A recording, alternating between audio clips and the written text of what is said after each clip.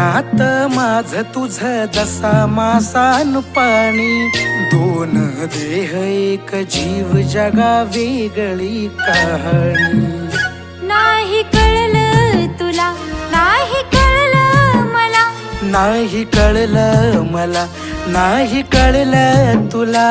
कधी जुळल्या या रेशीम गाठी, तुझ्याच साठी, तुझ्याच साठी, तुझ्याच साठी, तुझ्याच साठी, तुझ्याच साठी, तुझ्याच साठी, तुझ्याच साठी, तुझ्याच साठी.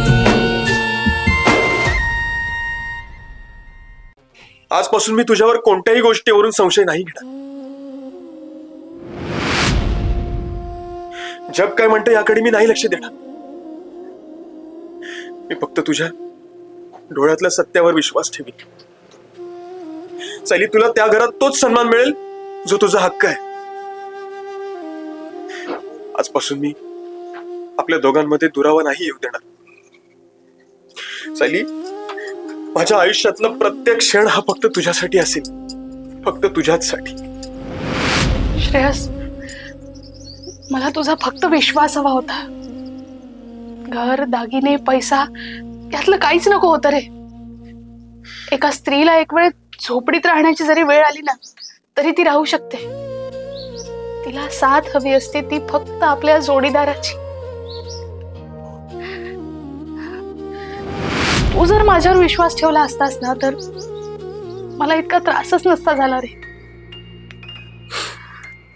सायली, सायली, मला फक्त एक शेवटची संधी दे, शेवटची. मला मला पुन्हा ना त्या घरात तुला घेऊन जायचंय जिथे तू माझी राणी बनून राहशील. येशील ना माझ्यासोबत?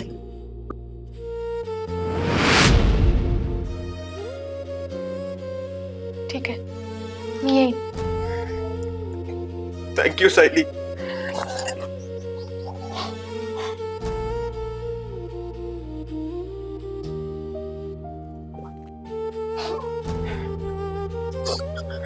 सायली,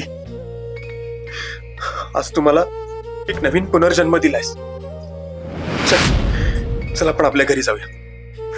आज तुला आपल्या घरात मी स्वतः सन्मानाने घेऊन जाईन. चल.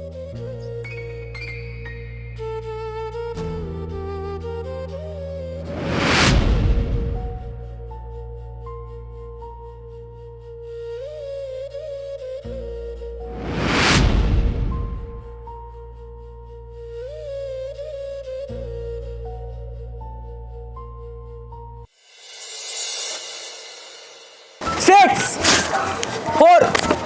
ए मुडद्या, अरे पिंट्या ऐक. पिंट्या, अरे तुझे आजोबा वारीवरून परत येणार आहे आज. त्यांना कळलं नाही पाहिजे मी सायलीला भेटायला गेले होते, नाही तर ते म्हातारं गावभर पळवल मला. सांगणार नाही, पण तुम्हाला बॅटसाठी 500 रुपये दिले ना तर गुपित, नाही तर आजोबांना सांगाल. हा मेल्या, जन्माला आल्यापासूनच लुटायला शिकलाय तू. हे घे आणि तुझं तोंड शिवून घे. दलिंदर मेलं, कोणावर गेले काय माहिती.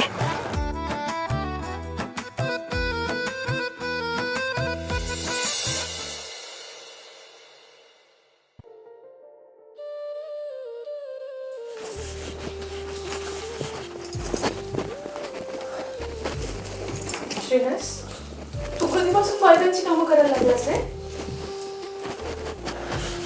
का? तुला कोणी सांगितलं की बायकांची कामं पुरुष करू शकत नाहीत म्हणून? हे बघ सायली, मला कळून चुकलंय. तू या घरचा कणा आहेस आणि मी तुलाच दुखावलं. आजपासून तुला एकटीला कोणतीही कामं करायची गरज नाहीये. तुझी मदत करायला. अरे पण तुझी शाळा, अरे तुला उशीर होत सायली असेल. सायली सायली, अगं मी शाळेला सुट्ट्या टाकल्यात. आता पुढचे काही दिवस मला फक्त आणि फक्त तुझ्यासोबत घालवायचे. आता हे शाळा, काम, टेन्शन सगळं लांब ठेवायचंय. आता फक्त आपण आणि आपलं घर. सायली, मला तुझ्या डोळ्यातली सर्व भीती पुसून पुन्हा एकदा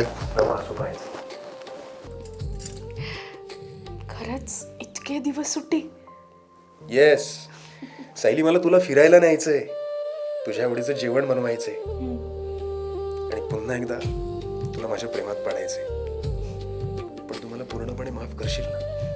श्रेयस, मी तुला कधीच माफ केलंय, पण हा विश्वास असाच कायम राहू दे.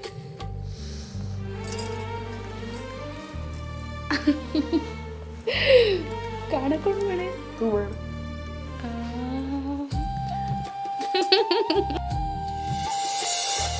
चला, उशिरा का होईना पण श्रेयसला अक्कल आली शेवटी. सायली वहिनींना सन्मानाने घरी येऊन गेला हे बघून मला खूप छान वाटलं. अक्कल आली की भीती वाटली कुणास ठाऊक, पण सायली खुश होती ना, हे महत्वाचं. राधा, मला एक सांग, तुला असं कधी वाटलं नाही का की मी म्हणजे तुझा नवरा जर श्रेयस सारखा वागलो असतो तर, म्हणजे तुझ्यावर संशय घेतला असता आणि तुला घराबाहेर काढलं असतं तर तू काय केलं असतं? शंकर, जर तू माझ्यासोबत असं वागला असतास ना तर मी तुझा जीवच घेतला असता. मी अशी गुपचूप रडत बसणारी बाई नाही आहे रे. मी ज्या हाताने प्रेम करते त्याच हाताने स्वतःचं रक्षणही करू शकते. बापरे, अगं मी तुला फक्त मस्करी केली होती, तू हे जीवाची भाषा करायला लागलीस. शंकर, ह्या जगात आहे ना माझा फक्त तुझ्यावर विश्वास आहे, नाहीतर बाकी सगळे पुरुष ना मला सारखेच वाटतात, द्वेष करण्यालायक. शंकर, तू जर माझ्यासोबत उभा नसतास ना, नाहीतर या जगाने मला कधी जगूच दिलं नसतं. राधा, अगं सगळ्यांचा जगाला बघण्याचा दृष्टिकोन वेगळा असतो. या जगात चांगली माणसंही आहेत, वाईटही आहेत. आपण चांगले आहोत ना हेच महत्वाचं आहे, आणि आपल्या आयुष्याला आणि आपल्या सुखाला कोणाची दुष्ट नको लागायला.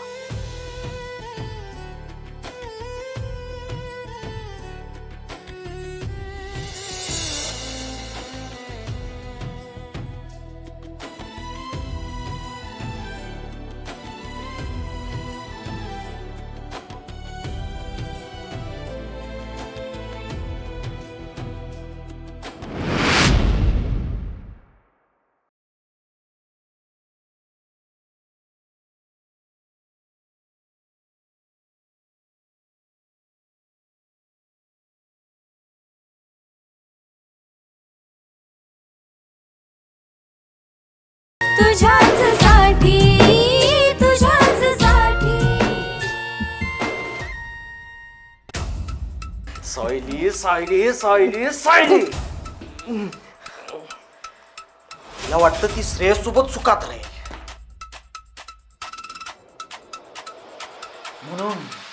म्हणून तिनं दीपकला नकार देऊन सहज निघून गेली.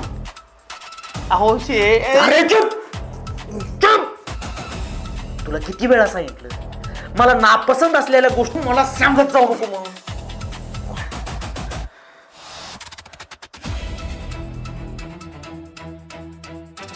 या श्रेयसने सायलीला परत कसं नेलं? अहो शेठ, पण ते राधा आणि शंकर मध्ये पडले ना. राधा, प्रत्येकाच्या मुळाशी ही राधा आहे. जोपर्यंत ही राधा सायलीच्या पाठीमागे ढाल भरून उभी आहे ना, तोपर्यंत ही सायली काही माझ्यापर्यंत येत नाही. हा, आपल्याला एक काम करावं लागेल. सायलीला जर मिळवायचा असेल तर राधाचा काटा काढला पाहिजे. शेठ, नेमकं काय करायचं? राधाला संपवून टाकायचं. सायलीची मैत्रीण जेव्हा या जगात नसेल ना, तेव्हा सायली पूर्णपणे एकटी पडेल. तिला वाटेल तिथं कोणीच नाही. मग ती घाबरून माझ्याकडे येईल. प्लॅन तयार कर, राधाला मारायचंय. शेठ, पंकज, ही बातमी सायली पर्यंत पोहोचली की मग सायली आपली. शेठ, अहो पण हिला डेंजर काम आहे. पोलिस मागा लागतील. अरे पोलिसाचं टेन्शन तू नको घेऊ. तू फक्त काम कर. राधाला संपवायचं.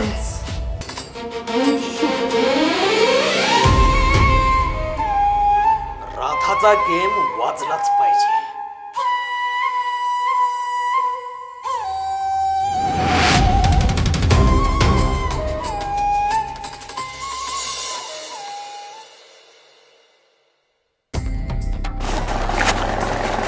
सत्याय,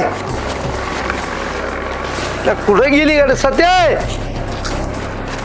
अरे कुठं हरवलीस? हाय राम राम राम. वारी करून आलो या. विठुरायाचं दर्शन केलं. राम कृष्ण हरी. आता माझ्या लेकरांना पाहिल्याशिवाय माझा जीव लागणार नाही. चल चल लवकर पिशवी उचल.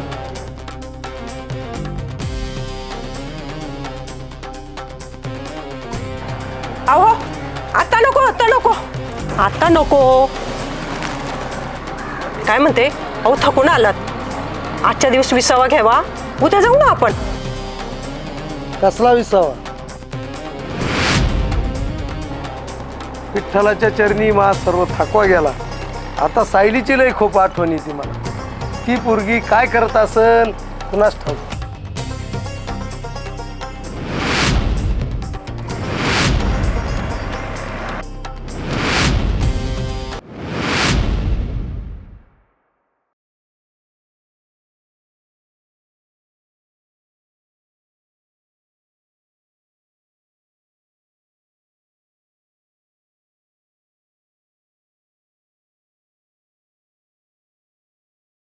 तुझ्याचसाठी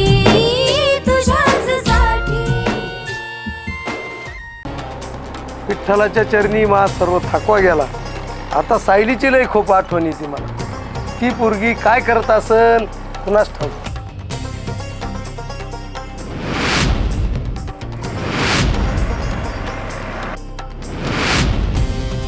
हे घ्या पाणी घ्या.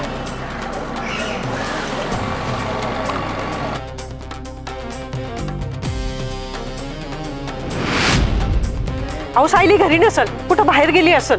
उगाच नको चक्कर मारायला. अगं पण तुला कसं माहितीये का ती घरी नाही म्हणून?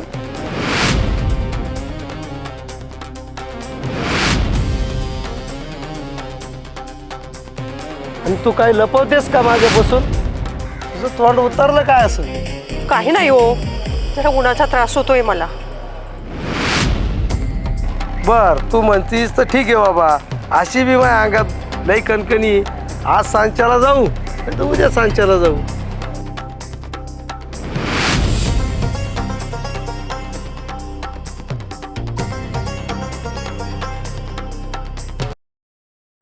सायली, राधा तू अगं बाहेर जाऊ नकोस, पण या सखीला तरी रंग लावते. नाही नाही या राधा, मला नाही आवडत ग ते रंग. प्लीज नको ना.